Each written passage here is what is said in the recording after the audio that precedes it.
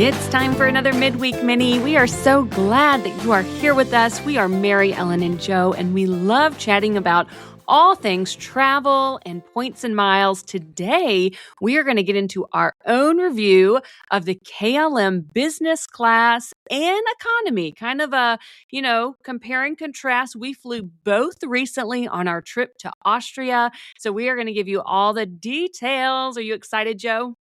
Oh my gosh, I am so excited because we are literally fresh off of this trip. So we have lots to say. It was my first time in business class by choice. I feel like I need to say I personally like to stretch my points, and often I'm traveling with other people, and we're definitely not going to splurge on multiple business class seats on a regular basis. But this was for my 35th birthday. We found an amazing deal. And so it was time, and it was glorious, but we did fly business class one way and economy home, as one does when they try to stretch their points. So we have lots to say about KLM in general. Before we get started, I have gotten some messages from some of you who noticed that we just very casually and without fanfare put in a new intro, a new outro, shifted our midweek mini music a little bit, and dropped some new cover art.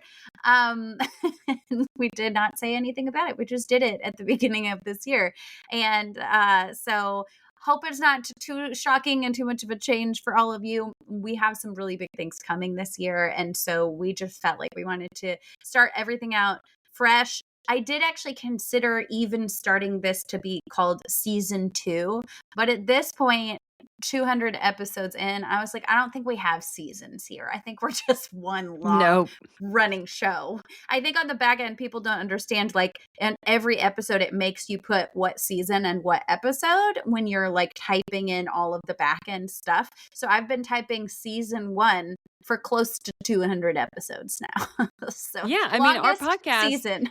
Yeah, we're well over 2 years now, guys, and we haven't missed a single week in over 2 years. Now, we added in a second episode a little over a year ago, and so we haven't missed one yet. So we're really thankful for that. We hope that you appreciate the consistency of us being a weekly show, of driving you to work, if you're commuting or while you're folding laundry, if you're listening to us, no matter how you're listening to us, we appreciate you, and we hope that you will continue inviting us into your lives. Yeah, it means the world to us. All right, let's not waste any more time and tell the people about what they're here to hear about. Well, first of all, maybe we talk about how this happened, right? Yes, I think that we should. So, as Joe mentioned, we flew KLM business class from IAD, which is Dulles, Washington, D.C. area, over to Austria. It was not a direct flight. We stopped in Amsterdam and had a connection. So the whole reason this came about, though, is we wanted to go somewhere for Joanna's special 35th birthday, and we wanted it to be led by the deal. We always say we want to just not even have a place in our minds. We just want to find an awesome flight deal and just be able to go for it. And so that's really we just started searching for flight deals. We originally thought we were going to end up in Paris. Then there were not multiple business class seats with the deal. And so Austria just became what it was because we got such a great deal. Yeah. I mean, I think it started when I saw a reel, right? And someone was talking about, hey, right now on Flying Blue, look at all the places you can go. Plus there's a transfer bonus. And that was what we ended up taking advantage of. I think that our ticket, when we finally ultimately landed on Vienna, our ticket total was 45,000 miles. But because there was an awesome transfer bonus at the time from American Express to Flying Blue, we were able to do it for 38,000 points. And for a lot of us who've done a lot of racketing, I just made that into a verb, and had a lot of American Express points, that felt like a really easy decision for me. And I want to say, correct me if I'm wrong, taxes and fees, I'm thinking we were at $250-ish. Does that sound right? That sounds like the ballpark. So 38,000 points, which was such a no-brainer for business class. Yes. Just $6,600 cash flight. I looked it up. Yes. Love it. It was worth it. We would book it again in a heartbeat. So let's get into the experience though. So we started at, well, I started at Dulles Airport. Joanna actually had to fly, unfortunately, from St. Louis to DC. I picked her up at DCA, which, if those who aren't familiar with the area, is actually in Washington, DC. That's Reagan Airport. I picked her up at that airport, drove us to the other airport, which is IAD, which is technically in Virginia. And that's where we flew out of. But we got to enjoy, we did a little lounge hopping at the So beginning. fun. So much fun. Everyone knows at Dulles Airport, you've got the Capital One Lounge. That is where we started. Then we were like, all right, let's see what Priority Pass can get us. And then because we were flying business class, we knew that we got access to the Flying Blue Air France KLM lounge before our flight. So we hopped around a little bit. Yeah, and this was really fun. It was excellent timing because as longtime listeners of the show know, I still do not have a card with lounge access because it's just not that valuable for me. I don't have any lounges where I live. I am not often having enough time or flying out of places that do have lounges. So it hasn't been worth it for me to have one of those cards with those high annual fees. So right now, Mary Ellen still has the Capital One Venture X, which still includes a guest. So that is going away, but this was perfect timing for us to be able to do lounges together one last time. I'm going to have to now actually consider getting my own something that has lounge access because it's just so nice. And once you get used to it, it starts to really shift your brain chemistry a little. Then you're down by the gate just with, feeling like you're in some kind of cattle herding situation. And you're like, what? This is not, I don't like this anymore. One more thing about the lounges is that we had a hilarious experience with transitioning from Capital One to the Virgin Atlantic Clubhouse. I would not recommend anybody waste their time if they have other options besides the Virgin Atlantic Clubhouse. It was just the Capital One Lounge has so many options. And then the Virgin Atlantic Clubhouse had like a sandwich and a cookie, and then stuff you could pay for. So it was a stark and startling difference. Although if you had nothing, I'm sure it would have been very nice, much nicer than sitting at the gate. And I did enjoy the Air France KLM Flying Blue Oh Lounge. yeah, that was That nice. one was nice as well. It had some good options. It actually had options. I have a very, I don't know if I should say childish, young palate, the palate of a 5-year-old. Okay. I don't like fancy food. So honestly, with business class flights, I see all these reels of all these business class flights on various airlines. And I just think to myself, I would not want any of that food. That food would not be appealing to me. I don't like fancy food. So Capital One lounges, I love. I will continue to love them, but their food is a little on the fancier side. It is Mhm. nice. They use famous chefs. I mean, they're very you will enjoy it if you have the palate of an adult, a refined palate. I do not. So the Air France KLM lounge had a little bit more of an arrangement that I could appreciate. Yeah, I personally loved the mushroom crostini at the Capital One Lounge. That was a big win for me. But honestly, free food is free food. I'll take it where I can get it because airport food is so expensive. So we get on this flight and literally immediately forget that there is even a left. Because you have to remember, like, most of the trips I go on are domestic. Again, like we're stretching a very small amount of time when it comes to PTO, and I want my points to go far. So the trips where I get on planes that the pilot is not immediately to your left is very rare. And then I got to turn left and have this opportunity to walk into this incredible cabin where I was just kind of mesmerized by this entire thing. I was like, you know what? Don't get used to this, Joanna, because we want to go on 10 trips a year, not one trip a year. So just enjoy It's it while you true. have it. Now, it's worth noting that KLM has a couple of different types of aircraft. We were on a business class flight that had a 2-2-2 configuration. There are some that have, I believe it's more of a 1-2-1. It matters, is all I'm trying to get to, is look at the configuration for the flight. Because Joanna and I were together, it was okay that we were in a 222 configuration. You are kind of intimately close with your seat You are. partner as you lay down. In order for Joanna had the window seat, in order for her to get up and go to the bathroom, she had to climb over me, which was fine because we're friends. But if I was with a stranger, I would much prefer to be in a configuration where I was by myself or I could kind of separate myself from the other person. On this plane, we were together and enjoying it as a couple does. It was very cozy and very sweet.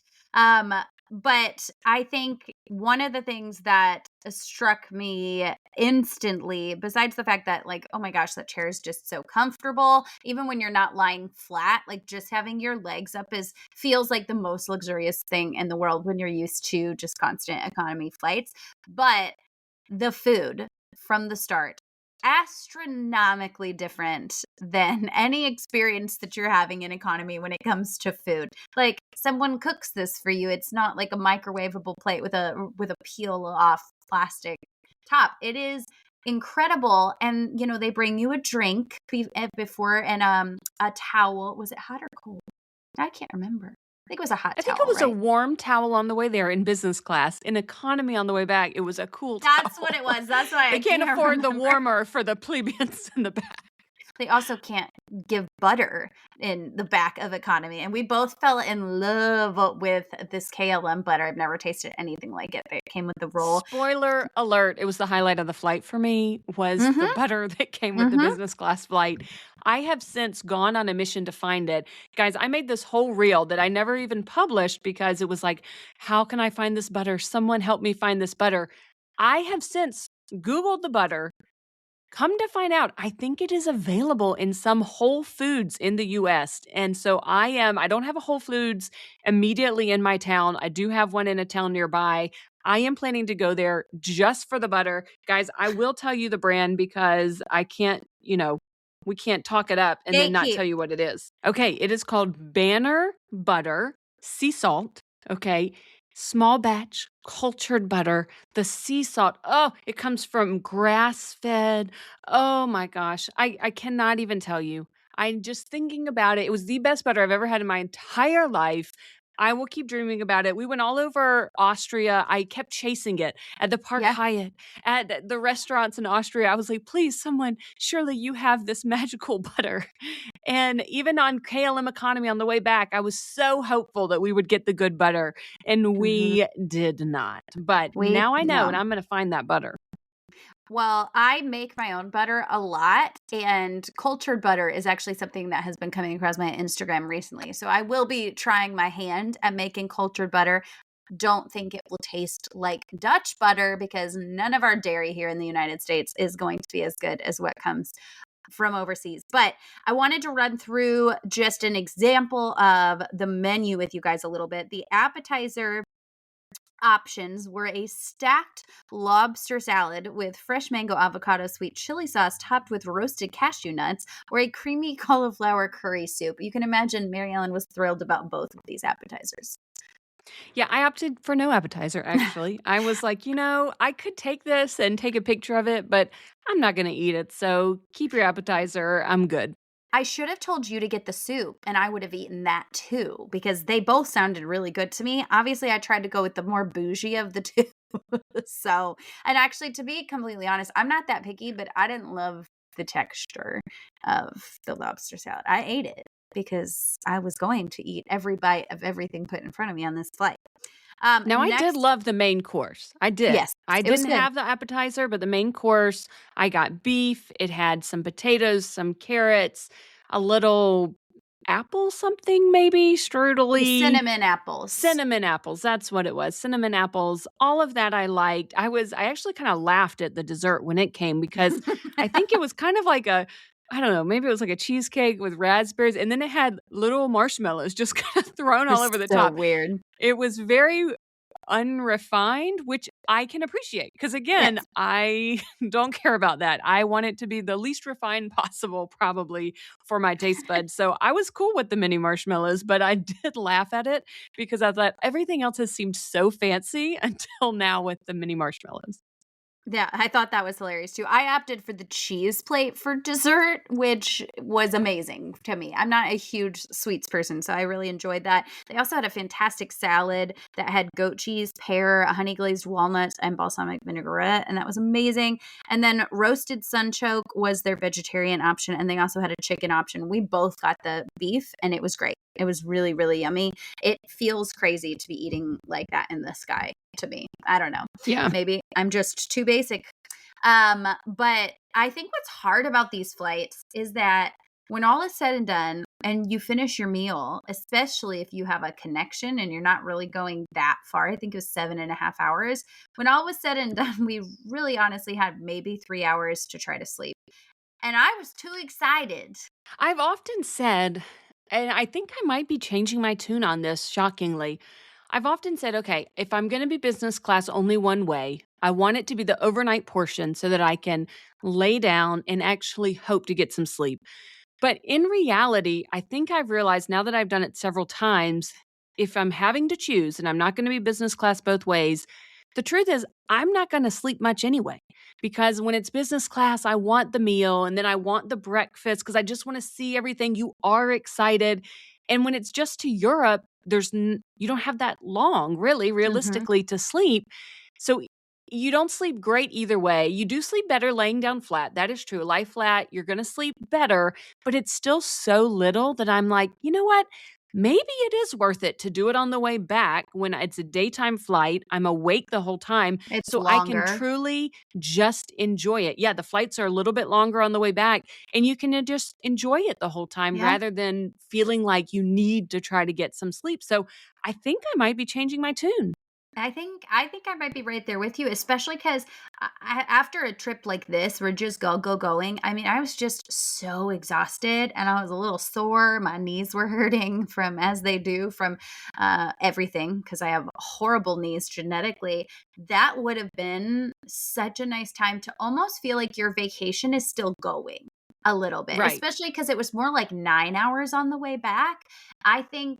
I think I can see the benefit there, especially knowing me and how excited I get, and that I'm probably not going to sleep anyways on the way there because I'm just going to have too much adrenaline and excitement. I think it's almost better to just count on that to float me through and to kind of, I mean, we were in premium economy on the way to England and we were still sitting up.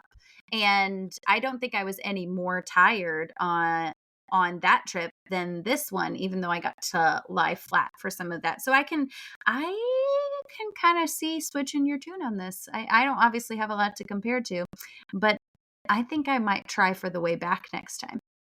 Yeah. So let's chat about the economy flight because the way Mhm. back we flew economy. And first off, I guess we should mention before we go to the economy, on the way there, when we connected in Amsterdam, we had access because we were business class, we had access to the KLM lounge, which is a So flagship nice. lounge because you're in Amsterdam. So nice. It Mm. was wonderful. We were so stuffed from eating in the Capital One lounge, lounge hopping at Dulles, then we ate on the plane. I also ate the breakfast they brought us on the plane. And then we went to the KLM lounge. So I felt like I had been eating for about 15 straight hours. So I wasn't actually very hungry in the lounge, but I wasn't not going to eat the food in the Free food. lounge. So yeah, it was good. And then the way back, being economy, we no longer had access to that KLM lounge, which was kind of sad because we were in the Amsterdam airport. We knew it was there, but we couldn't go in it this time. We did have Priority Pass lounge. We tried to go into a Priority Pass lounge and it the line was so long. We literally were there 3 hours before we needed to connect to our next flight, and still we were on that wait list, and it was taking so long that eventually we gave up. We never went in the lounge. We just went to McDonald's instead, which was very sad. It was sad, especially because our flight ended up getting delayed an hour. So we hopped off of the waiting list. And what our tip for that would be, as soon as you land, first thing is go check and see if there's a waiting list for the priority pass option. in your terminal. If we had done it right away, we probably would have gotten a little bit of time in the lounge, but we just hadn't had experiences any of the entire rest of the trip with lounge waiting lists at all. We'd walked right in basically everywhere. And so I don't think either of us were really thinking in terms of that. So, and we had so many hours, we were like, well, surely we'll get in eventually. Yeah, So we that thought is, we had so much time. yeah. Yep. But you know what? Plus side, we got to try McDonald's in both Austria and in Amsterdam. So, the menus are different everywhere. And I rather enjoyed attempting McDonald's mozzarella sticks, which ended up to be terrible. But, Yeah, pass. it's experimenting is fun for me. So, That's right. So we did fly economy on the way back. Again, we were in two seats on the side. Joe had the window, I had the aisle because I don't have officially any kind of restless leg syndrome, but I do have the hyperactivity or something. I cannot be still that long. I cannot be locked into a window seat or I go crazy. I got up. I'm sure the people around us were I don't know what they thought about me because concerned. I was up concerned about how many times I went to the bathroom, how many times I got up to walk around at least once an hour Yep. for like the 8-hour flight. So I got up frequently. But what we were shocked by on that economy flight was how little space we had under the seat in front of us. Our book bags, we both had book bags.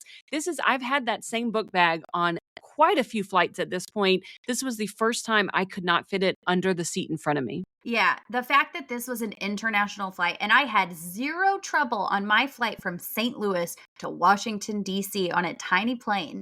I had zero trouble sliding that book bag with exactly the same amount of things under the seat. And the fact here, I actually reached my hand under the seat to figure out what was happening. And I think it's their life vest contraption or something. Something is hanging under those seats that causes it to come down many, many inches and leaves almost no space for anything to slide under there. There were a lot of things when we got on that plane that I was like, oh my gosh, like this is especially when you're exhausted and then you feel the kind of claustrophobia of like my bag doesn't even fit so I can't move my feet because my bag is sitting on top of my feet and there's no space left in the overhead bins, and then you look up and there's no air control above your head. You can't open the vents. I was starting to feel like, am I an anxious flyer now? Like, do I need a medication? I'm not sure I'm okay.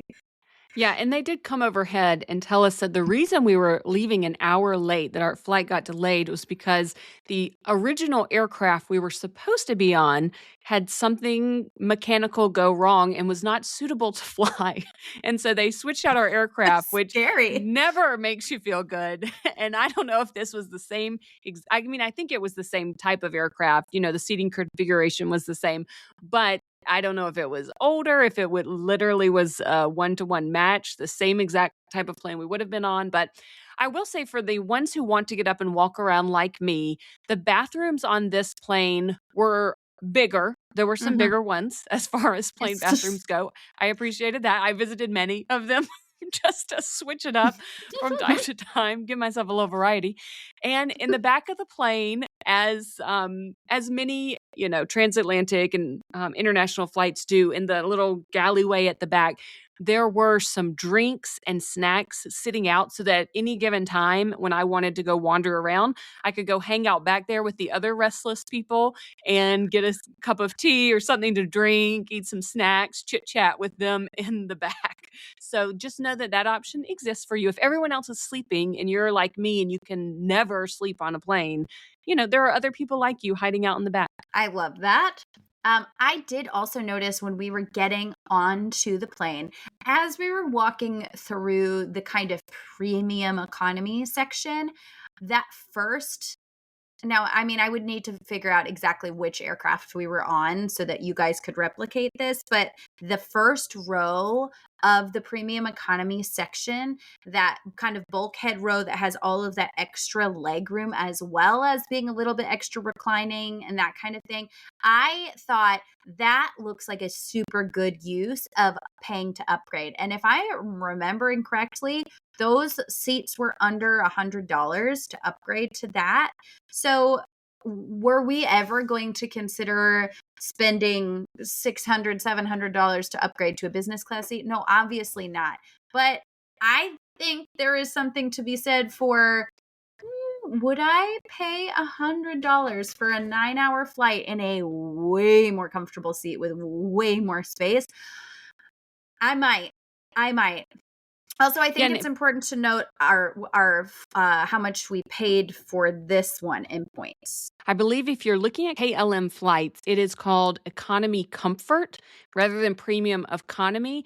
And I only say that because we weren't real sure. When we were Mhm. looking at it, we were like, does that mean premium? Like, what exactly does economy comfort mean? Every airline kind of puts their own verbiage on what that's called.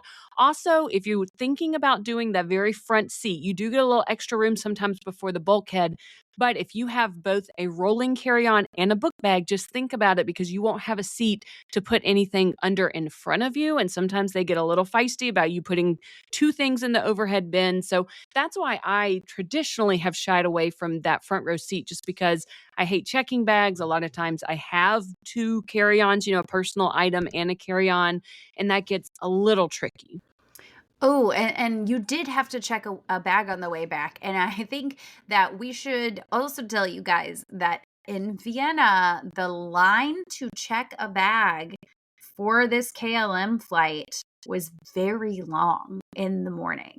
So that is something to consider. We had tried to get a little bit of feedback and do a little research on standard, like what security is like at the Vienna airport. And security was no big deal, but they had severely understaffed those bag check desks. So that if you're going to be checking a bag, give yourself plenty of extra time. We spent for this flight 18,750 miles. And I think it was a little bit hard for both of us to stomach the fact that we transferred 38,000 points to fly in this $6,000 business class seat.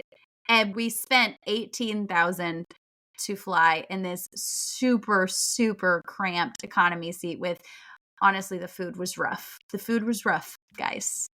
It was rough. But it was food and it was free. Overall, I think both the KLM economy and business class I would do again. If the price Yeah. is right, I would do them again. It was not a horrible experience. I think the KLM business class was a very nice experience. Again, had I been flying alone, I would have been a little disappointed with the seating configuration. I think a lot of airlines are phasing out that type of seat just because it's way too close to the person beside you. But because we were together, it was totally fine. If I was going with a spouse or a friend, it's great. I mean, it is totally fine. Either way, KLM. Oh, we didn't even mention. Okay, we're guys, this mini is going way too long, but we did not Sorry. even mention on the business class flight, if you fly KLM, at the end, they come by with this tray of Delft pottery, and you get to choose your own little house. And there's a variety. They are numbered on the back. So if you fly KLM business class, more than one time throughout the year, you can pick a different one and have a little collection. It was so cute and so fun. Yeah, except that I have yet to find mine still, and I'm pretty sure I left it on the plane.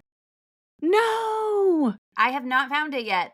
And I don't remember putting it in my bag. I don't remember what I did with it after I took it and held it in my hand. I was so out of it. It was all a bit of a blur. It was all a bit of a blur.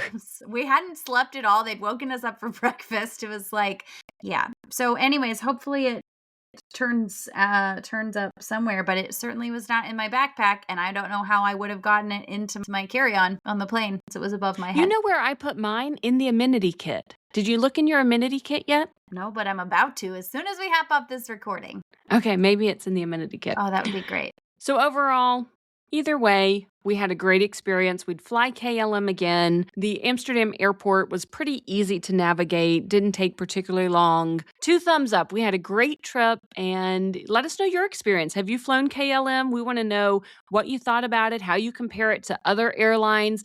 put that in the Facebook group. We want to hear about any and every trip that you take with points and miles. Share in the group so that others can learn from you and learn what they want to take advantage of, what they want to avoid. We all can learn from each other. Absolutely. Thank you guys for joining us. Make sure that you are following, subscribing to the show, leaving a rating and a review. Those are all the absolute best ways that you can support the show.